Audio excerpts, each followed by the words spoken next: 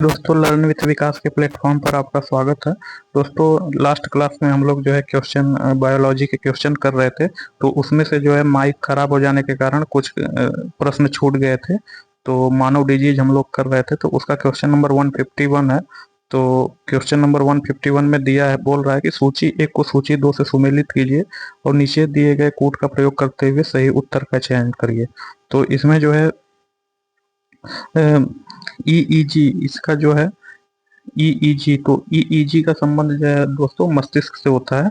इससे जो है मस्तिष्क की जो है जांच होती है। ईसीजी, ईसीजी सी से कार्डियोलॉजी, तो बी का जो है 4 होगा इसका जो है। तो ईईजी का संबंध जो है मस्तिष्क से होता है, तो इसको जो है मस्तिष्क होगा। ईसीजी, ईसीजी से कार्डियोलॉजी अर्थात हृदय का जांच होता है, तो ईसीजी का हृदय होगा।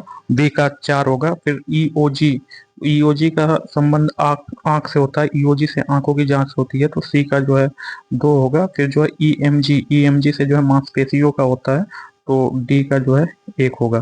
तो डी का 1 और जो है सी का बी का 4 और ए का 3। तो 3 4 2 1, तो 3 4 2 1 देखते हैं किस ऑप्शन में है। 3 4 2 1 इसका ऑप्शन बी है। ईईजी का संबंध जो है मस्तिष्क से होगा, ईसीजी का हृदय से, ईओजी का आंख से तथा ईएमजी का मांसपेशियों से। फिर जो है सूची एक को सूची दो से सुमेलित करना है, फिर इसको सुमेलित करना है।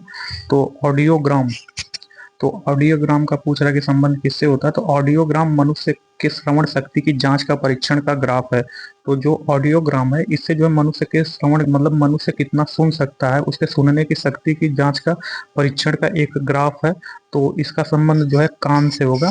तो ए का जो है 3 कान से होगा। ईसीजी तथा ईसीजी को कहते हैं इलेक्ट्रोकार्डियोग्राफ, मतलब इलेक्ट्रोकार्डियोग्राफ से हृदय के विद्युत क्रियाकलापों को ज्ञात करने में परीक्षण किया जाता है। तो इलेक्ट्रोकार्डियोग्राफ ईसीजी का प्रयोग हृदय के विद्युत क्रियाकलापों को ज्ञात करने का परीक्षण किया जाता है। तो ईसीजी का संबंध जो है हृदय से होगा, तो बी का 1 होगा। फिर ईईजी, ईईजी का संबंध इलेक्ट्रोएन्सेफलोग्राफ है। ईईजी का फुल फॉर्म इलेक्ट्रोएन्सेफलोग्राफ है।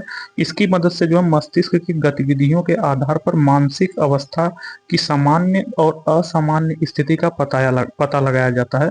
तो जो ईईजी है, इसकी मदद से मस्तिष्क की गतिविधियों के आधार पर मानसिक अवस्था की सामान्य और असामान्य स्थिति का पता लगाया जाता है। तो ईईजी का संबंध जो है मस्तिष्क से होगा, तो सी का 2 होगा। मैमोग्राफ, जबकि जो मैमोग्राफ होता है, मैमोग्राफ वक्ष कैंसर ज्ञात करने के लिए वक्ष का एक्सरे चित्र होता है। तो जो हमारे सीने में जो कैंसर हो जाता है, तो उसके जो है उसका कैंसर का ज्ञात करने के लिए, कैंसर हुआ है कि नहीं हुआ, तो वक्ष का एक्सरे चित्र लिया जाता है मैमोग्राफ द्वारा। तो इसका जो है डी का 4 होगा। तो इसका ऑडियोग्राम का कान होगा, तो ए का जो है 3 होगा। तो 3124, 3124 इसका ऑप्शन डी है। 3124 यही सही होगा। नेक्स्ट बीएमडी, बीएमडी परीक्षण किया जाता है। तो पूछ रहा है कि बीएमडी परीक्षण किया जाता है पहचान करने के लिए। तो पूछ रहा है कि बीएमडी परीक्षण किसका पहचान करने के लिए किया जाता है। तो दोस्तों, हम लोग जानते हैं कि बीएमडी का फुल फॉर्म होता है बोन मिनरल डेंसिटी का परीक्षण ऑस्टियोपोरिस नामक रोग की पहचान करने के लिए की जाती है। शरीर की हड्डियों में क्षरण प्रारंभ होने की समस्या को ही ऑस्टियोपोरिस रोग की संज्ञा दी गई है। तो इसमें जो है ऑस्टियोपोरिस होगा, तो इसका ऑप्शन सी सही होगा।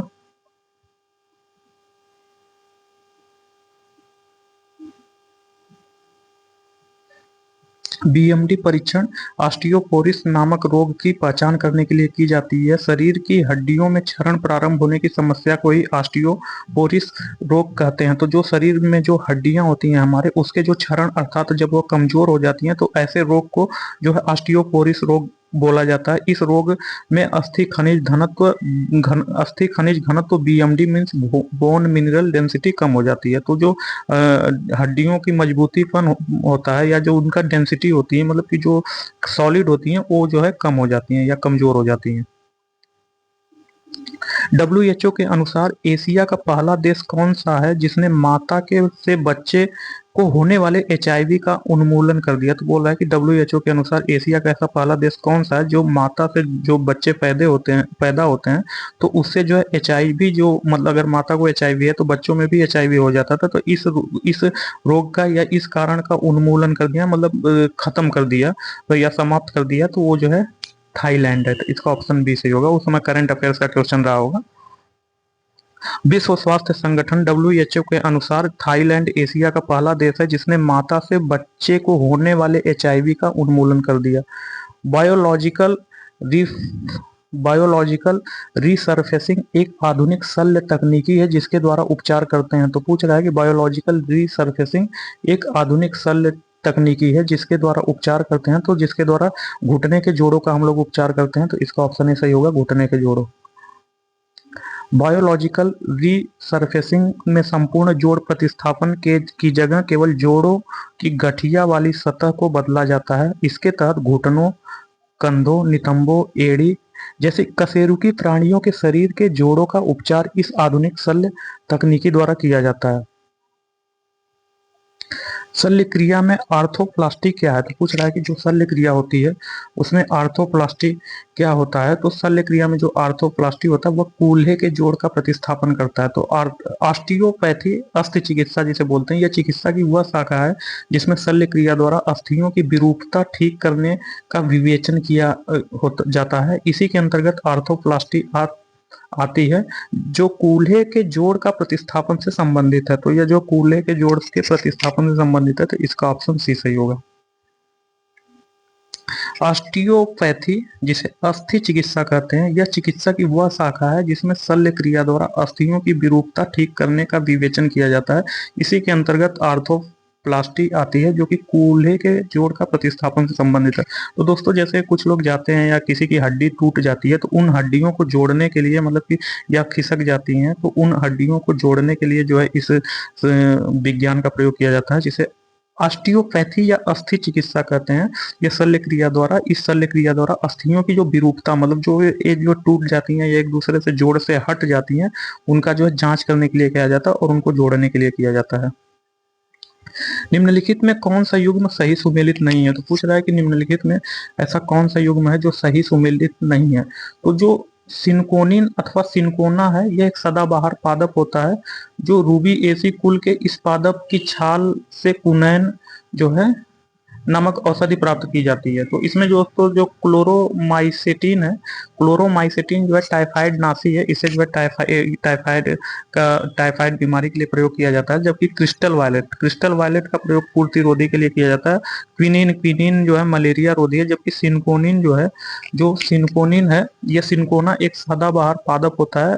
रूबिएसी कुल के इस पादप की छाल से कुनैन नामक औषधि प्राप्त की जाती है जिससे जो है मलेरिया ज्वर का प्रयोग किया जाता है। तो इससे जो है सिंकोनिन से, इससे जो है मलेरिया के लिए इसका उपयोग किया जाता है, न कि निश्चेतक के लिए। निश्चेतक के लिए क्लोरोफॉर्म का प्रयोग किया जाता है। तो यही सही सुमेलित नहीं है। सिंकोना अथवा सिंकोनिन अथवा सिंकोना एक सदाबहार पादप होता है। रूबिएसी कुल के इस पादप की छाल से कुनैन नामक औषधि प्राप्त की जाती है जो मलेरिया ज्वर की दवा है। तो नेक्स्ट क्वेश्चन, इसमें जो है सुमेलित करना है। तो सूची 1 को सूची 2 से सुमेलित करना है। तो कार्डियोलॉजिस्ट का संबंध जो है हृदय से होता है। तो यह हृदय की जांच करते हैं। तो ए का जो है 3 होगा। फिर जो है नेफ्रोलॉजिस्ट का संबंध गुर्दा से है। तो जो है बी का 4 होगा। फिर यूरोलॉजिस्ट का संबंध जो है मूत्र नलिका से है। तो जो है सी का 2 होगा। फिर जो है ऑक्यूलिस्ट का संबंध जो है आंख से होता है। तो डी का 1 होगा। तो जो है कार्डियोलॉजिस्ट का संबंध हृदय से, नेफ्रोलॉजिस्ट का संबंध गुर्दा से, यूरोलॉजिस्ट का संबंध मूत्र नलिका से तथा ऑक्यूलिस्ट का संबंध आंख से। तो 3 4 2 1। तो 3 4 2 1 देखते हैं किस ऑप्शन में है। 3 4 2 1 ऑप्शन ए होगा। तो कार्डियोलॉजिस्ट का संबंध हृदय से, नेफ्रोलॉजिस्ट का संबंध गुर्दा से, यूरोलॉजिस्ट का संबंध मूत्र नलिका से तथा ऑक्यूलिस्ट का संबंध आंख से होता है। सूची 1 को सूची 2 से सुमेलित कीजिए तथा नीचे दिए गए कूट का सही चयन करिए। तो इसमें जो सूची 1 को सूची 2 से सुमेलित करना है। तो जो है इसका जो है शुष्क बर्फ, तो शुष्क बर्फ जो है दोस्तों, हम ठोस कार्बन डाइऑक्साइड को शुष्क बर्फ कहते हैं। तो ए का जो है 3 होगा। फिर जो है उसके बाद जो है जीन थेरेपी से जो है रक्त रोगों का उपचार किया जाता है, तो बी का 4 होगा। जीन थेरेपी के द्वारा रक्त रोगों का उपचार किया जाता है। क्रायोनिक्स, सी क्रायोनिक्स, क्रायोनिक्स का संबंध जो है पुनर्जीवित करने हेतु पिंडों का जमना, तो किसी को पुनर्जीवित करने के हेतु पिंडों का जमना, तो जो है सी का 2 होगा जिसका संबंध क्रायोनिक्स से है। फिर जो है कोबाल्ट, कोबाल्ट का संबंध, कोबाल्ट 60 का संबंध कैंसर के उपचार के लिए होता है, तो डी का 1 होगा। तो जो है शुष्क बर्फ का संबंध ठोस कार्बन डाइऑक्साइड से होता है। जिन थेरेपी का उपयोग जो है रक्त रोगों का उपचार के लिए होता है। क्रायोनिक्स का उपयोग जो है पुनर्जीवित करने हेतु पिंडों का जमना, तथा कोबाल्ट 60 का उपयोग कैंसर के उपचार के लिए होता है। तो इसका 3 4 2 1, तो 3 4 2 1 देखते किस ऑप्शन में 3 4 2 1, तो 3 4 2 1 ऑप्शन सी सही है। शुष्क बर्फ ठोस कार्बन डाइऑक्साइड गैस होती है। जिन थेरेपी में रक्त संबंधित रोगों का इलाज किया जाता है, तो जो जिन थेरेपी होता है इसमें रक्त से संबंधित जो भी रोग होते हैं उसका इलाज किया जाता है। क्रायोनिक्स पुनर्जीवित करने है तो जीवित पिंडों का जमना, तथा कोबाल्ट 60 नामक आइसोटोप का प्रयोग कैंसर के उपचार में किया जाता है। तो दोस्तों जो जिन थेरेपी होती है, जिन थेरेपी में रक्त से संबंधित रोगों का इलाज किया जाता है, एवं जो शुष्क बर्फ होता है उसे ठोस कार्बन डाइऑक्साइड गैस को ही शुष्क बर्फ कहते हैं, तथा क्रायोनिक्स में पुनर्जीवित करने हेतु जीवित पिंडों का जमना होता है। कोबाल्ट 60 नामक आइसोटोप का प्रयोग जो है कैंसर के उपचार में किया जाता है। एक रोगी एक रोगी जो लंबी बीमारी से पीड़ित है और प्रतिजीवी व्यवस्था पर उसके आहार में प्रोबायोटिक्स लेने की सलाह दी जाती है। ये प्रोबायोटिक्स पूरक हैं जिसमें आवश्यक मात्रा में होती है। तो पूछ रहा है कि एक रोगी जो कि लंबी बीमारी से पीड़ित है, मतलब वो बहुत लंबे समय तक बीमार है, उसे प्रतिजीवी व्यवस्था पर उसके आहार में जो है प्रोबायोटिक्स लेने की सलाह दी जाती है। ये प्रोबायोटिक्स पूरक हैं जिसमें किसकी आवश्यकता होती है, तो इसमें जो है दोस्तों लैक्टिक अम्ल के जीवाणु की आवश्यकता होती है। तो इसका ऑप्शन सी सही होगा, लैक्टिक अम्ल के जीवाणु। प्रोबायोटिक्स में लैक्टिक अम्ल जीवाणु होते हैं। लैक्टोबैसिलस जीवाणु प्रोबायोटिक जीवाणु होते हैं जो दूध को दही में बदलते हैं। तो दोस्तों नेक्स्ट क्वेश्चन, हृदय आघात के समय सर्वप्रथम क्या उपाय करना चाहिए। तो हृदय आघात मतलब हार्ट अटैक जब आता है, मतलब हृदय आघात का अर्थ है अचानक दिल का काम करना बंद हो जाना। तो इस जब हृदय आघात आता है तो दोस्तों ये दिल से जुड़ी बीमारियों से सबसे खतरनाक बीमारी होता है। हृदय आघात के समय सर्वप्रथम हृदय की मालिश करना चाहिए। अक्सर इस बीमारी में सीने में सबसे पहले दर्द होता है। इस बीमारी में रक्त संचार पूरी तरह से बंद हो जाता है। तो हृदयाघात से जो है हृदय की मालिश करना चाहिए। तो इसका ऑप्शन बी सही होगा। हृदय आघात का अर्थ है अचानक दिल का काम करना बंद हो जाना। ये दिल से जुड़ी बीमारियों में सबसे खतरनाक होता है। हृदय आघात के समय सर्वप्रथम हृदय की मालिश करना चाहिए। अक्सर इस बीमारी में सीने में सबसे पहले दर्द होता है। इस बीमारी में रक्त संचार पूरी तरह से बंद हो जाता है। बीसीजी का टीका लगाया जाता है। तो बीसीजी का टीका जो है क्षय रोग के लिए लगाया जाता है। तो इसका ऑप्शन ए सही होगा, क्षय रोग के लिए। तो बीसीजी का फुल फॉर्म है बैसिलस कैलमेट गुवेरिन। तो बीसीजी का जो फुल फॉर्म होता है, B for bacillus, C for Calmette तथा जी फॉर गुवेरिन, एक टीका होता है जो मुख्यतः यक्ष्मा टीबी की रोकथाम के लिए उपयोग किया जाता है। जिन देशों में यक्ष्मा या टीबी प्राय होता है वहां स्वस्थ शिशुओं को इसकी एक खुराक जन्म के बाद जितना जल्दी हो सके लगाने की सलाह दी जाती है। एचआईवी एड्स वाले बच्चों को यह टीका नहीं दिया जाना चाहिए। उन क्षेत्रों में जहां यक्ष्मा आम है वहां केवल उच्च जोखिम वाले शिशुओं का आमतौर पर टीकाकरण किया जाता है। वह कौन सा मानव अंग है जिसके रोगग्रस्त हो जाने पर डायलिसिस की आवश्यकता पड़ती है। तो पूछ रहा है कि मानव शरीर का ऐसा कौन सा अंग है जिसको रोगग्रस्त होने पर डायलिसिस की आवश्यकता पड़ती है। तो वह वृक्क है या किडनी। वृक्क या किडनी के रोगग्रस्त हो जाने पर डायलिसिस की आवश्यकता होती है। डायलिसिस का तात्पर्य रक्त से अधिक पानी विषाक्त पदार्थों एवं विलयन को बाहर कर रक्त को शुद्ध करने से होता है। वृक्क प्राकृतिक रूप से डायलिसिस का कार्य करता है, परंतु रोगग्रस्त या क्षमता में गिरावट से वृक्क कार्य करना बंद कर दे तो रेनल रिप्लेसमेंट थेरेपी द्वारा डायलिसिस कर रक्त को शुद्ध किया जाता है। घात करो और छिप जाओ नाम से विख्यात विषाणु है। तो कह रहा है कि ऐसा कौन सा विषाणु है जिसको घात करो और छिप जाओ नाम से जानते हैं। तो वह जो है वी वायरस है, तो RSV वायरस है, तो इसका ऑप्शन ऐसा होगा। RSV विषाणु को घात करो और छिप जाओ विषाणु भी कहते हैं। इसका पूरा नाम जो है रेस्पि रिस रेस्पिरेटरी सिनकाइटियल वायरस है। तो रेस्पिरेटरी सिनकाइटियल वायरस को जो है घात करो और छिप जाओ वायरस कहते हैं। नेक्स्ट चैप्टर पादप जगत एवं प्रकाश संश्लेषण। तो दोस्तों ये चैप्टर नंबर 30 है। ये जो है पादप जगत एवं प्रकाश संश्लेषण है, plant kingdom and the photosynthesis. तो इसका हम लोग जो है फर्स्ट क्वेश्चन देखते हैं। तो निम्नलिखित में किसके कारण टमाटर का रंग लाल होता है? तो पूछ रहा है कि निम्नलिखित में किस के कारण टमाटर का रंग लाल होता है? तो वह जो है लाइकोपिन के कारण जो है टमाटर का रंग लाल होता है। तो जो लाइकोपिन होता है इसी के कारण टमाटर का रंग लाल होता है। तथा कैप्साइसिन के कारण मिर्च का रंग जो है तीखा होता है। तो कैप्साइसिन के कारण मिर्च का तीखापन होता है। तथा जो है कैरोटीन होता है, इससे जो है गाजर जो होता है, कैरोटीन के कारण गाजर का रंग जो है नारंगी होता है। तथा एंथोसाइनिन के कारण जो है प्याज का रंग गुलाबी होता है। तो एंथोसाइनिन के कारण जो प्याज होता है उसका जो रंग होता है वह गुलाबी होता है। तो निम्नलिखित में किसके कारण टमाटर का रंग लाल होता है? तो क्वेश्चन में पूछ रहा है कि टमाटर का रंग लाल होता है, तो वह जो है टमाटर का रंग लाल जो है लाइकोपिन के कारण होता है। तो दोस्तों कैप्सोइसिन के कारण मिर्च तीखा होता है। कैरोटीन के कारण जो है गाजर का रंग जो है गाजर का रंग नारंगी होता है। कैरोटीन के कारण गाजर का रंग नारंगी होता है। एंथोसाइनिन के कारण जो है टमाटर का जो है रंग है, जो एंथोसाइनिन होता है, एंथोसाइनिन के कारण जो है प्याज का रंग गुलाबी होता है। तो इसका ऑप्शन डी सही होगा। लाइकोपिन के कारण जो है टमाटर का रंग लाल होता है। टमाटर का जन्म स्थान मैक्सिको है। भारत में इसका प्रयोग पुर्तगालियों द्वारा किया गया है। टमाटर उत्पादन में भारत का विश्व में दूसरा स्थान है। शीर्ष उत्पादक राष्ट्र चीन है। टमाटर का रंग लाल लाइकोपिन, मिर्च का रंग तीखापन कैप्सोइसिन तथा गाजर का रंग नारंगी जो होता है वह कैरोटीन के कारण, और प्याज का गुलाबी रंग एंथोसाइनिन के कारण होता है। तो दोस्तों जो टमाटर है, टमाटर जो है पुर्तगालियों द्वारा हमारे देश में लाया गया था। तथा इसका जो शीर्ष उत्पादक राष्ट्र मैक्सिमम रहता है वह चीन रहता है। तथा इसका जो लाल रंग होता है वह लाइकोपिन के कारण होता है। तथा मिर्च का तीखापन जो है कैप्सोइसिन के कारण होता है। गाजर का नारंगी रंग कैरोटीन के कारण होता है। प्याज का गुलाबी रंग एंथोसाइनिन के कारण होता है।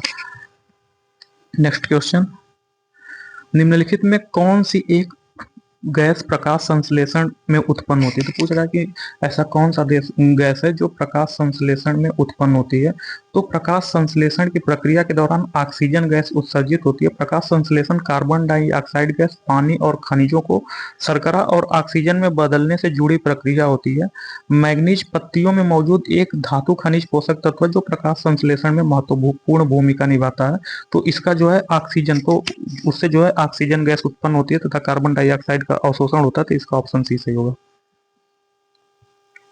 प्रकाश संश्लेषण की प्रक्रिया के दौरान ऑक्सीजन गैस उत्सर्जित होती है। प्रकाश संश्लेषण कार्बन डाइऑक्साइड गैस और खनिजों को शर्करा और ऑक्सीजन में बदलने से जुड़ी प्रक्रिया होती है। मैग्नीज जो होता है वह पत्तियों में मौजूद एक धातु खनिज पोषक तत्व है जो प्रकाश संश्लेषण में महत्वपूर्ण भूमिका निभाता है। जो मैग्नीज होता है यह पत्तियों में मौजूद होता है तथा यही इसी से जो है प्रकाश संश्लेषण जो पत्तियों में होता है और यह प्रकाश संश्लेषण में महत्वपूर्ण भूमिका निभाता है। निम्नलिखित में कौन सा युग्म सही सुमेलित नहीं है? तो पूछ रहा है कि निम्नलिखित में कौन सा युग्म जो ऐसा है जो सही सुमेलित नहीं है? तो इसमें जो है क्लोरोफिल से जो है प्रकाश संश्लेषण, हम लोग जानते हैं कि क्लोरोफिल से जो है प्रकाश संश्लेषण की क्रिया होती है। तो इसका ए सही है। हीमोग्लोबिन कार्बन डाइऑक्साइड का वाहक होता है। तो हीमोग्लोबिन दोस्तों रक्त में पाया जाता है। यह ऑक्सीजन और कार्बन डाइऑक्साइड दोनों का वाहक होता है। तो इसका बी होगा। शुष्क बर्फ जो है ठंडे पे कृत्रिम वर्षा, तो शुष्क बर्फ से जो है कृत्रिम वर्षा नहीं होती है, यह जो है ठंडे पेय पदार्थों में होता है। तो जो शुष्क बर्फ होता है वो ठंडे पेय पदार्थों में होता है। तो यही सुमेलित नहीं है। ग्रेफाइट नाभिकीय संयंत्रों में ईंधन में प्रयोग किया जाता है। तो इसका डी भी सही है। तो इसका सी सही नहीं है। शुष्क बर्फ द्वारा जो है या ठंडे पेय पदार्थों में शुष्क बर्फ पाया जाता है। तो इसका सी सही होगा। तो इसका ऑप्शन सी सही होगा। इसका ऑप्शन सी होगा, यही से सुमेलित नहीं है। तो इसमें देखते हैं क्लोरोफिल। क्लोरोफिल से प्रकाश संश्लेषण होता है। हीमोग्लोबिन से कार्बन डाइऑक्साइड का वाहक होता है, तो हीमोग्लोबिन ऑक्सीजन और कार्बन डाइऑक्साइड दोनों का वाहक होता है। शुष्क बर्फ ठंडे पेय पदार्थों में होता है तथा ग्रेफाइट नाभिकीय संयंत्रों में ईंधन का काम किया जाता है। प्रकाश संश्लेषण की क्रिया है, तो पूछ रहा है कि प्रकाश संश्लेषण की क्रिया क्या है। तो इसमें जो प्रकाश संश्लेषण की क्रिया होती है, इसमें जो है ऊर्जा का उपभोग होता है, तो इसका ऑप्शन बी सही होगा, ऊर्जा का उपभोग। प्रकाश संश्लेषण ऊर्जा उपभोग की क्रिया है। पौधों द्वारा प्रकाशीय ऊर्जा को रासायनिक ऊर्जा में परिवर्तित करने की क्रिया को प्रकाश संश्लेषण कहते हैं। तो जो प्रकाश संश्लेषण की क्रिया होती है दोस्तों, यह प्रकाश जब सूर्य के प्रकाश से पेड़ पौधे प्रकाश प्राप्त करते हैं, तो उससे जो है उस प्रकाश ऊर्जा को जो है ये रासायनिक ऊर्जा में परिवर्तित कर देते हैं और अपने लिए भोजन बना देते हैं। तो जिससे इसमें जो प्रकाश ऊर्जा होता है उसका कंजम्पशन होता है, उपभोग होता है। प्रकाश संश्लेषण प्रक्रिया में निम्नलिखित में से किसकी उपस्थिति आवश्यक नहीं है। तो पूछ रहा है कि प्रकाश संश्लेषण की क्रिया में निम्नलिखित में ऐसा कौन सा है जिसकी उपस्थिति आवश्यक नहीं है। तो जो है सूर्य का प्रकाश चाहिए प्रकाश संश्लेषण की क्रिया में, क्योंकि इसी सूर्य के प्रकाश से जो है भोजन बनता है, तथा कार्बन डाइऑक्साइड भी चाहिए एवं जल भी चाहिए। तो इसमें जो है ऑक्सीजन नहीं चाहिए, क्योंकि प्रकाश संश्लेषण की क्रिया के बाद ऑक्सीजन जो है निर्मुक्त होता है, मतलब ऑक्सीजन निकलती है, तो ये चाहिए नहीं। ये तो भोजन बनने के बाद पेड़ पौधे खुद छोड़ते हैं, जो कि मनुष्य लेते हैं। प्रकाश संश्लेषण वह प्रक्रिया है जिसके द्वारा हरे पौधे सूर्य के प्रकाश और हरित लवक की उपस्थिति में जल एवं कार्बन डाइऑक्साइड के संयोग से कार्बोहाइड्रेट का निर्माण करते हैं, तथा इस प्रक्रिया में उत्पाद के रूप में ऑक्सीजन निर्मुक्त होता है। तो यहाँ देखिए 6 कार्बन डाइऑक्साइड तथा जल के 12 अणु मिला करके बनाते हैं C6H12O6 ग्लूकोज बनते हैं, तथा जल बनता है एवं ऑक्सीजन निर्मुक्त होता है। प्रकाश ऊर्जा रासायनिक ऊर्जा में बदल जाता है। तो पूछ रहा है कि प्रकाश ऊर्जा रासायनिक ऊर्जा में कैसे बदलता है। तो वह जो प्रकाश संश्लेषण की क्रिया में बदलता है, तो इसका ऑप्शन बी सही होगा। प्रकाश ऊर्जा रासायनिक ऊर्जा में प्रकाश संश्लेषण के द्वारा बदला जाता है। इस प्रक्रिया में कार्बन डाइऑक्साइड CO2 जल और सूर्य के प्रकाश की उपस्थिति में क्लोरोफिल की सहायता से भोजन का निर्माण होता है। तो जो पेड़ पौधे होते हैं वह जो है सूर्य के प्रकाश की उपस्थिति में प्रकाश संश्लेषण की प्रक्रिया द्वारा कार्बन डाइऑक्साइड जल एवं सूर्य के प्रकाश की उपस्थिति के में क्लोरोफिल जो होता है उसकी सहायता से भोजन का निर्माण करते हैं।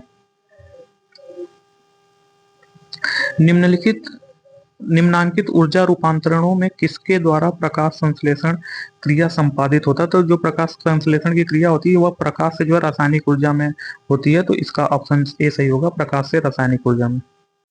तो पूछ रहा है कृत्रिम प्रकाश जो होता है इससे हो सकता है पर्णहरित या क्लोरोफिल नष्ट कर सकता है। नहीं, एक क्लोरोफिल नष्ट नहीं करेगा, इससे क्यों क्लोरोफिल नष्ट होगा।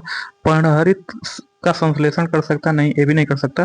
प्रकाश संश्लेषण का कारण हो सकता, तो जो आर्टिफिशियल लाइट होती है, जो कृत्रिम प्रकाश होता है, इसमें जो है इसकी सहायता से जो है प्रकाश संश्लेषण हो सकता है और पेड़ पौधे जो है अपना भोजन बनाते हैं और ऑक्सीजन निर्मुक्त करते हैं। तो इसका ऑप्शन सी सही होगा। यह प्रकाश संश्लेषण का कारण नहीं है, प्रकाश संश्लेषण होगा, चाहे वो कोई प्रकाश हो, कृत्रिम प्रकाश हो या जो है नेचुरल प्रकाश हो। तो इसका सी होगा, कृत्रिम प्रकाश के द्वारा प्रकाश संश्लेषण का कारण हो सकता है। तो सजीव कोशिकाओं के द्वारा प्रकाशीय ऊर्जा को रासायनिक ऊर्जा में परिवर्तित करने की क्रिया को प्रकाश संश्लेषण कहते हैं। सूर्य का प्रकाश संश्लेषण के लिए आवश्यक है। बल्ब आदि कृत्रिम प्रकाश से भी प्रकाश संश्लेषण हो सकता है। तो जो पेड़ पौधे हैं उनके ऊपर, छोटे पेड़ पौधों में बल्ब लगा कर के भी प्रकाश संश्लेषण द्वारा पौधे जो है अपना भोजन बनाते हैं एवं ऑक्सीजन को जो है छोड़ते हैं। वह क्रिया जिसके द्वारा पौधे अपना भोजन तैयार करते हैं कहलाती है प्रकाश संश्लेषण। इसका ऑप्शन सी सही होगा। प्रकाश संश्लेषण हरे पौधे में होने वाली एक क्रिया है जिसमें वे भोज्य पदार्थों का निर्माण करते हैं। इस क्रिया में पौधे के हरे भाग सूर्य के प्रकाश की ऊर्जा को ग्रहण कर वायु से ली गई कार्बन डाइऑक्साइड का मृदा से शोषित जल H2O का अप्रधान रचना के रूप में बाहर निकालते हैं। प्राकृतिक रूप से पौधे सूर्य के प्रकाश से ही ऊर्जा ग्रहण करते हैं, किंतु समुद्री शैवाल चंद्रमा के प्रकाश में यह क्रिया करते हैं तथा विद्युत प्रकाश में भी पौधों में प्रकाश संश्लेषण की क्रिया होता है। तो जो समुद्री शैवाल होते हैं वह चंद्रमा की उपस्थिति में या चंद्रमा के प्रकाश से जो है प्रकाश संश्लेषण की क्रिया करते हैं, तथा विद्युत प्रकाश में भी पौधों में प्रकाश संश्लेषण की क्रिया होती है। क्लोरोफिल क्लोरोफिल पर्णहरित में पाया जाता है, तो पूछ रहा है क्लोरोफिल पर्णहरित में क्या पाया जाता है, तो उसमें मैग्नीशियम पाया जाता है। इसका ऑप्शन सी सही होगा। हरे पौधे प्रकाश संश्लेषण की क्रिया द्वारा अपना भोजन बनाते हैं, इसके लिए इन्हें सूर्य का प्रकाश तथा पर्णहरित की उपस्थिति में कार्बन डाइऑक्साइड एवं पानी की आवश्यकता होती है। मैग्नीशियम क्लोरोफिल हरित लवक है के अणुओं का निर्माण करता है। तो जो मैग्नीशियम एवं क्लोरोफिल है यह हरित लवक के अणुओं का निर्माण करता है।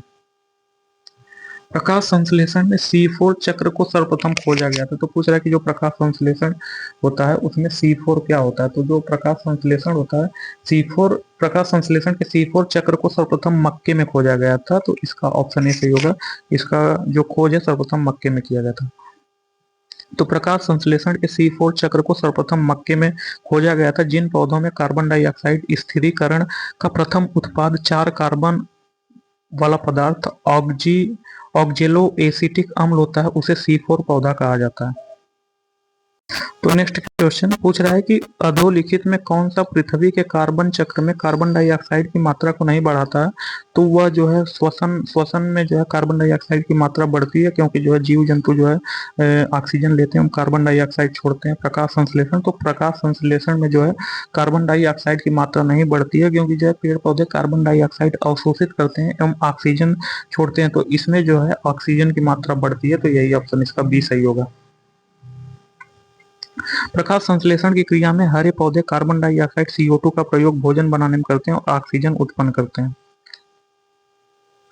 दिन के प्रकाश में हरित पर्णों का क्लोरोफिल सार जिस वर्ण में प्रतिदीप्त होता है वह है। पूछ रहा है कि जो दिन का प्रकाश होता है उसमें हरित पर्णों का जो क्लोरोफिल सार होता है जिस वर्ण में कौन सा रंग दिखता है, जो क्लोरोफिल सार होता है तो वह जो है लाल रंग में दिखता है। तो इसका ऑप्शन ए सही होगा। दिन के प्रकाश में हरित पर्णों का क्लोरोफिल सार कम ऊर्जा तथा उच्च तरंग दैर्ध्य वाली लाल वर्ण में प्रतिदीप्त होता है। क्लोरोफिल एवं प्रोटीन युक्त जटिल रासायनिक यौगिक है। यह हरे पौधों में वर्णक के रूप में मौजूद होता है तथा प्रकाश संश्लेषण के लिए जिम्मेदार होता है। इसे पर्णहरित हरित लवक भी कहा जाता है। एजोला है एक, तो पूछ रहा है कि एजोला क्या है, तो एजोला एक जलीय फर्न है। तो इसका ऑप्शन ए सही होगा। एजोला एक जलीय फर्न है जो जलोद्भिद पौधों की भांति होता है। येलो वेन मोजेक गंभीर बीमारी होता है, तो येलो वेन मोजेक जो है भिंडी की गंभीर बीमारी होती है। तो इसका ऑप्शन बी सही होगा। येलो वेन मोजेक भिंडी की एक गंभीर बीमारी है। पीत सीरा रोग येलो वेन मोजेक वायरस भिंडी की सबसे अधिक हानि पहुंचाने वाली विषाणु जनित बीमारी है जो सफेद मक्खी द्वारा फैलती है। संक्रमण जल्दी से होने पर 20 से 30% उपज में हानि जो है होती है। निम्नलिखित में से कौन सा तत्व पौधों में सूक्ष्म तत्व पोषक तत्व नहीं है, तो पूछ रहा है कि निम्नलिखित में ऐसा कौन सा तत्व है जो पौधों में जो है सूक्ष्म पोषक तत्व नहीं है, तो वह जो है मैग्नीशियम है। तो मैग्नीशियम सूक्ष्म पोषक तत्व नहीं है, जबकि आयरन मैग्नीज एवं कॉपर ये सूक्ष्म पोषक तत्व है। सूक्ष्म पोषक तत्व वे तत्व होते हैं जो कम मात्रा में पौधों में आवश्यक होते हैं, जैसे सल्फर हुआ, लोहा हुआ, मैग्नीज हुआ, तांबा हुआ, जस्ता हुआ, बोरान, क्लोरीन एवं निकल। मतलब यह पौधों में आवश्यक ही होते हैं। अगर इनकी कमी होती है तो पौधों में रोग लग जाता है और वे सूख के खत्म हो जाते हैं। अतः मैग्नीशियम पौधों में सूक्ष्म पोषक तत्व नहीं है।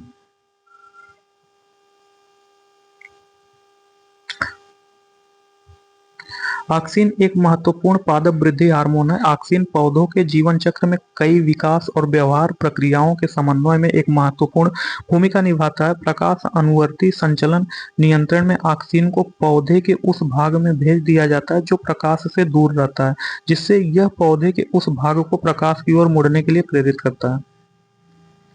इंडोल एसिटिक अम्ल क्या है, तो जो इंडोल एसिटिक अम्ल होता है यह क्या होता है, तो पूछ रहा है कि जो इंडोल एसिटिक अम्ल होता है यह क्या होता है, तो इंडोल एसिटिक अम्ल जो है को जो है ये ऑक्सिन कहते हैं। तो इंडोल एसिटिक अम्ल को ऑक्सिल कहते हैं। इंडोल एसिटिक अम्ल को जो है IAA बोलते हैं। तो इंडोल एसिटिक अम्ल IAA प्राकृतिक रूप से पाया जाने वाला बहुत सामान्य ऑक्सिन वर्ग का पादप हार्मोन है। ऑक्सिन वर्ग के अन्य हार्मोन की तरह यह भी पादपों में कोशिका के वृद्धि और कोशिका विज्ञान को प्रेरित और नियंत्रित करता है। निम्नलिखित में कौन सा पादप हार्मोन नहीं है, तो पूछ रहा है कि निम्नलिखित में कौन सा पादप हार्मोन नहीं है, तो वह इंसुलिन है, तो इसका ऑप्शन सी सही होगा। साइटोकाइनिन, इथिलीन, जिब्रेलिन पादप हार्मोन्स है, जबकि इंसुलिन एक पादप हार्मोन्स नहीं है। इंसुलिन लैंगरहैंस की दीपिकाओं द्वारा स्रावित एक हार्मोन्स है जो शरीर में रक्त शर्करा की मात्रा को नियंत्रित करता है। तो जो साइटोकाइनिन है, इथिलीन है, जिब्रेलिन है, यह पादप हार्मोन्स है। तो जो इथिलीन है इसकी सहायता से जो पेड़ पौधे के जो फल पकते हैं, जिब्रेलिन के द्वारा पौधे की लंबाई डिसाइड होती है। तो जो है इसमें जो इंसुलिन है, यह लंगरहैंस की कोशिकाओं द्वारा स्रावित एक हार्मोन है जो शरीर में या रक्त में जो होता है ग्लूकोज को नियंत्रित करता है। निम्नलिखित में कौन सा पादप हार्मोन मुख्यतः फल परिपक्वता के लिए उत्तरदायी होता है, तो वह एथिलीन होता है। इसका ऑप्शन सी सही होगा। एथिलीन जो है फल के परिपक्वता के लिए उपयोगी होता है। तो एथिलीन को जो है C2H4 कहते हैं। तो एथिलीन का जो रासायनिक सूत्र होता है वह C2H4 होता है। तो फलों की परिपक्वता के लिए उत्तरदायी पादप हार्मोन एथिलीन है, जिसे C2H4 का हार्मोन का प्रयोग कच्चे फलों को पकाने एवं उनके संरक्षण में किया जाता है। विषैली मस्टर्ड गैस बनाने में एथिलीन का प्रयोग करते हैं। निश्चेतक के रूप में भी इसका प्रयोग किया जाता है। निम्नलिखित में कौन सा पादप हार्मोन्स है, तो पूछ रहा है कि कौन सा पादप हार्मोन्स है, तो जो साइटोकाइनिन है यह पादप हार्मोन्स है, जबकि इंसुलिन पादप हार्मोन्स नहीं, यह जंतु हार्मोन्स है। थायरॉक्सिन जो आयोडीन की कमी से होती है यह भी जंतु हार्मोन्स है। एस्ट्रोजन जो है यह जो है पुरुषों में होता है, यह भी जो है हार्मोन्स है। तो जो साइटोकाइनिन है यह पादप हार्मोन्स है। साइटोकाइनिन क्षारीय प्रकृति का पादप हार्मोन्स है। काइटिनिन एक संश्लेषित साइटोकाइनिन है। साइटोकाइनिन का संश्लेषण पादप जड़ों में अग्र सिरों पर होता है, जहां पर कोशिका का विभाजन होता है। यह कोशिका विभाजन बीजों के अंकुरण को प्रेरित करता है। इंसुलिन का निर्माण अग्नाशय में पाए जाने वाले लैंगरहैंस की दीपिकाओं से होता है। इंसुलिन के अल्प श्रावण से जो मधुमेह रोग होता है। एस्ट्रोजन हार्मोन यौन लक्षणों या स्तनों के विकास को प्रेरित करता है। थायरॉक्सिन हार्मोन कोशिकीय श्वसन की गति को तीव्र करता है। यह शरीर की सामान्य वृद्धि, विशेषतया हड्डियों, बाल इत्यादि के विकास के लिए अनिवार्य है। तो जो थायरॉक्सिन हार्मोन है यह शरीर की सामान्य वृद्धि, जैसे जो है विशेषतया हड्डियों एवं बाल के विकास के लिए आवश्यक होता है। पौधे नाइट्रोजन के किस रूप में ग्रहण करते हैं, तो जो पेड़ पौधे होते हैं वह नाइट्रोजन को किस रूप में ग्रहण करते हैं, तो वह नाइट्रेट के रूप में ग्रहण करते हैं। तो इसका ऑप्शन सी सही होगा। पौधे नाइट्रोजन का अवशोषण मुख्यतः नाइट्रेट आयन NO3 के रूप में करते हैं, लेकिन कुछ मात्रा में नाइट्राइट NO2 तथा अमोनियम NH4+ के रूप में लेते हैं। नाइट्रोजन पौधों में प्रोटीन निर्माण के लिए आवश्यक है। जो पौधों में प्रोटीन निर्माण के लिए आवश्यक होता है वह जो है नाइट्रोजन होता है। इसकी कमी से जो है पौधों की वृद्धि रुक जाती है। तो जो नाइट्रोजन है इसकी कमी से जो है पौधों की वृद्धि रुक जाती है और यह जो है प्रोटीन निर्माण के लिए आवश्यक होता है। अधिकतर रेगिस्तानी पौधे रात के समय पुष्पित होते हैं। तो पूछ रहा है कि जो रेगिस्तानी पौधे होते हैं वे रात के समय पुष्पित होते हैं। तो जो रेगिस्तानी पौधे होते हैं वे रात के समय पुष्पित होते हैं, क्योंकि रेगिस्तान में जो कीड़े रात के समय सक्रिय होते हैं और इसीलिए उनको अपना भोजन बनाने के लिए या नाइट्रोजन ग्रहण के लिए अपना मुंह खोलते हैं, अर्थात पुष्पित होते हैं, और उन्हें जैसे ही वो आते हैं वो चिपक जाते हैं। तो इसका ऑप्शन डी सही होगा। जो रेगिस्तानी कीड़े होते हैं वो रात के समय सक्रिय होते हैं।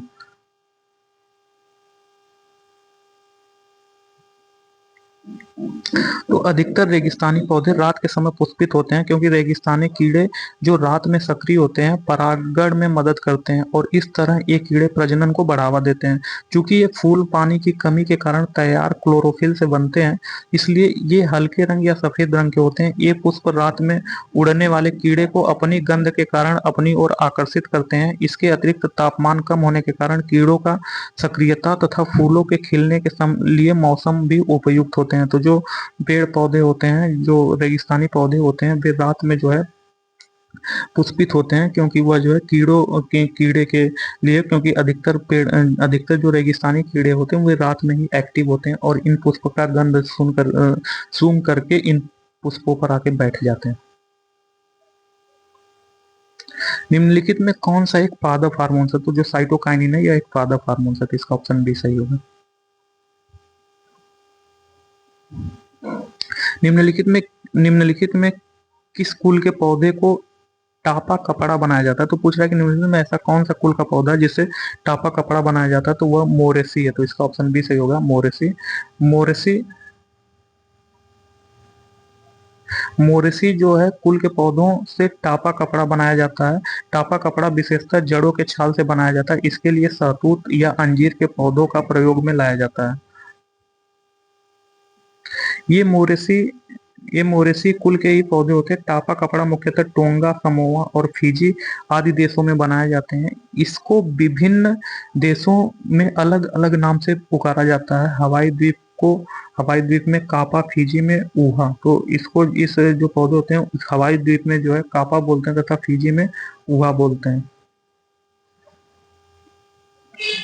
चाय की पत्तियों में विद्यमान सर्वाधिक महत्व का उत्तेजक होता है। तो जो चाय की पत्तियां होती हैं उसमें सर्वाधिक महत्व का उत्तेजक क्या होता है? तो वह जो कैफीन होता है। इसका ऑप्शन ए सही होगा। चाय की पत्तियों में विद्यमान सर्वाधिक महत्व का उत्तेजक कैफीन होता है। कैफीन की खोज वर्ष 1819 में जर्मन रसायन शास्त्री फ्रेडरिक फर्डिनेंड रनगे ने की थी। उल्लेखनीय है कि कैफीन कॉफी और चाय में पाई जाने वाली एक मनोस्फूर्तिदायक उत्तेजक औषधि होती है। जो कैफीन होती है कॉफी एवं चाय दोनों में पाई जाती है, जिसको पीने से जो है जो हमारे मस्तिष्क होते हैं उसमें स्फूर्ति आ जाती है। तो यह उत्तेजना का काम करती है। वह पौधे जिन्हें सामान्य तौर पर पेट्रोक्रॉप्स के रूप में जाना जाता है वह धनी होते हैं। तो पूछ रहा है कि ऐसे पौधे जो सामान्य रूप से पेट्रोक्रॉप्स के रूप में जाने जाते हैं वे धनी होते हैं। तो ऐसे पौधे जिन्हें सामान्य तौर पर पेट्रोक्रॉप्स के रूप में जाना जाता है वे धनी होते हैं। वे जो धनी होते हैं हाइड्रोकार्बन्स एवं लिपिड्स के। तो उसमें जो हाइड्रोकार्बन्स एवं लिपिड्स होता है तो इसका जो है 2 एवं 4 सही होगा। तो इसका ऑप्शन बी सही होगा, 2 एवं 4। जो पेड़ पौधे हाइड्रोकार्बन्स उत्पन्न करते हैं तथा वैकल्पिक ऊर्जा स्रोतों के रूप में कार्य करते हैं उन्हें पेट्रोक्रॉप कहते हैं। ये पौधे हाइड्रोकार्बन व लिपिड के धनी होते हैं। उदाहरण स्वरूप जैट्रोफा, करंज इत्यादि को जो है पेट्रोक्रॉप कहते हैं। कीट भक्षी पौधे जिस मृदा में उगते हैं उसमें कमी रहती है। तो जो कीट भक्षी पौधे होते हैं वह जिस मृदा में उगते हैं उसमें कमी रहती है, तो उसमें नाइट्रोजन की कमी रहती है। तो इसका ऑप्शन सी सही होगा। कीट भक्षी पौधे जिस मृदा में उगते हैं उसमें नाइट्रोजन की कमी होती है। ये अपनी नाइट्रोजन की आवश्यकता कीटों को पकड़कर उनका पाचन करके पूरा करते हैं। इस कार्य के लिए इन्हें जो इनके पास जो विशेष पोषण विधियां विकसित होती है। तो पेड़ पौधों में जाइलम मुख्यतः जिम्मेदार है। तो पेड़ पौधों में जो जाइलम होता है आहार वहन के लिए जो है फ्लोएम जिम्मेदार होता है। तो जो आहार एक जगह से दूसरे जगह ले जाते हैं वो उसके लिए फ्लोएम जिम्मेदार होता है। जबकि जल वहन के लिए जो है जाइलम जिम्मेदार होता है। तो इसके लिए जो है जाइलम जिम्मेदार होता है जल वहन के लिए। तो इसको याद कर सकते हैं, ज से जल, ज से जाइलम। तो इसका ऑप्शन सी सही होगा, जल वहन के लिए।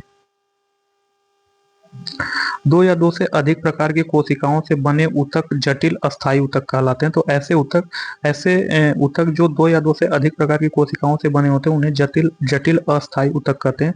ये इकाई के रूप में एक साथ कार्य करते हैं। ये जल तथा खनिज, लवण तथा भोज्य पदार्थ को पौधे के विभिन्न अंगों तक पहुंचाते हैं।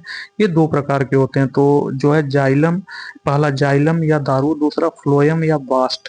जाइलम ऊतक पौधे के जड़, तना एवं पत्तियों में पाया जाता है। इसे चालन ऊतक भी कहते हैं। जाइलम पौधे में जल परिवहन के लिए उत्तरदायी होता है और फ्लोएम भी जाइलम की भांति ही पौधों के जड़, तना व पत्तियों में पाया जाता है। यह पत्तियों द्वारा भोज्य पदार्थ को पौधे के विभिन्न भागों में पहुंचाता है। पेड़ की आयु का पता लगाया जाता है। तो पूछ रहा है कि पेड़ की आयु का पता लगाया जा सकता है। तो पेड़ की आयु का पता जो है उसके धड़, जो ट्रंक होते हैं, वलयों की संख्या गिन करके। तो जो हम पेड़ पौधे के जो शाखा होते हैं उनको जब काटते हैं, इसको जो हम ऐसे काटते हैं तो उनके जो वलय होते हैं उसमें इसमें देखेंगे हम वलय ऐसे ऐसे होते हैं। तो इसकी संख्या गिन करके जो है हम पेड़ पौधों की आयु का पता लगा सकते हैं। तो इसका ऑप्शन बी सही होगा। किसी भी पेड़ की आयु उसमें पाए जाने वाले जाइलम एवं फ्लोएम के बीच वाले कैम्बियम के वलय, एनल रिंग्स की संख्या की गणना कर ज्ञात की जाती है। पौधों की आयु गणना वार्षिक वलयों के आधार पर अध्ययन को डेंड्रोक्रोनोलॉजी कहते हैं। तो जो पौधे होते हैं उनकी आयु की गणना वार्षिक वलयों के आधार पर करते हैं तथा इसके अध्ययन को जो है पौधों की जो हम आयु की गणना की जाती करते हैं वार्षिक वलयों के आधार पर, उसे डेंड्रोक्रोनोलॉजी कहते हैं। केसर होता है, तो जो केसर होता है यह सूखा मिश्रण होता है फूल एवं बीज बनाने वाले भागों का। तो जिन भागों से फूल एवं बीज बनते हैं उनका सूखा मिश्रण को केसर कहते हैं। क्रेसर क्रोकस सेटाइवस फूल के स्त्री भाग से प्राप्त किया जाता है, जो बीज बनाने वाला भाग है। इस प्रकार केसर फूल के बीज लगा बनाने वाले भाग का सूखा मिश्रण है। केसर की खेती विशेष प्रकार के करेवा मिट्टी में की जाती है। कश्मीर का जो पंपोर क्षेत्र होता है उसे केसर का कटोरा कहते हैं। निम्न में से किस पौधे में फूल नहीं होते? तो पूछ रहा है कि ऐसा कौन सा पौधा है जिसमें फूल नहीं होता, तो वो फर्न होता है। जो फर्न पौधा होता है इसमें फूल नहीं होता है।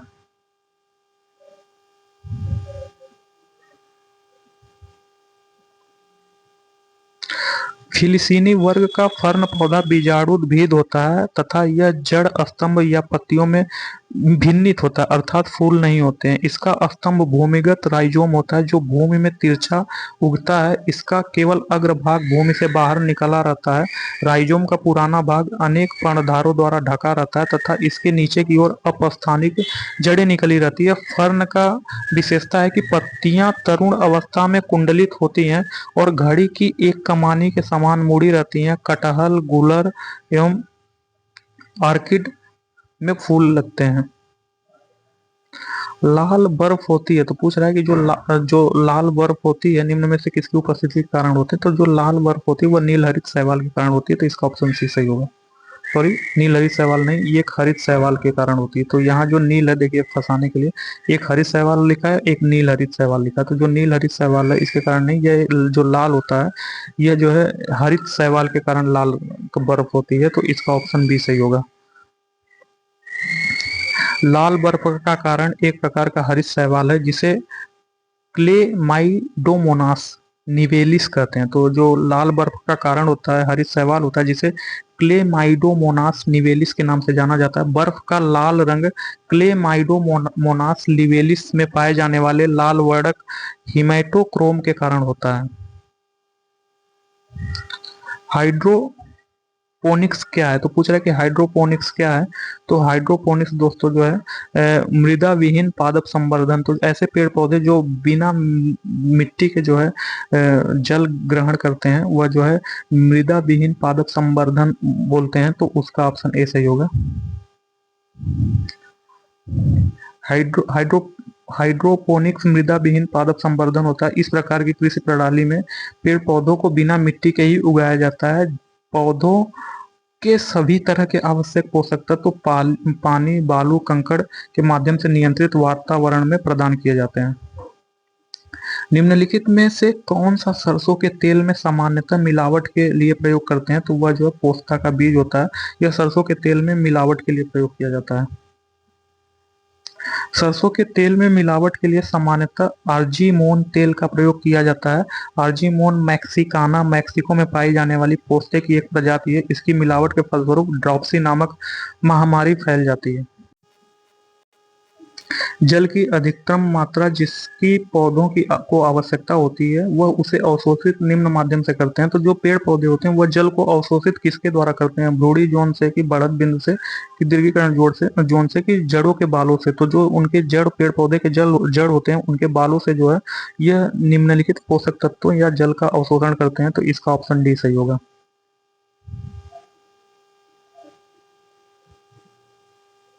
जड़ें कई प्रकार की होती हैं। जड़ें गुरुत्वाकर्षण के साथ जल की खोज में जमीन में बढ़ती जाती हैं। इसके द्वारा जड़ें पौधों को जल खनिज उपलब्ध कराती हैं। जड़ों की बालों से जल की अधिकतम मात्रा का अवशोषण होता है।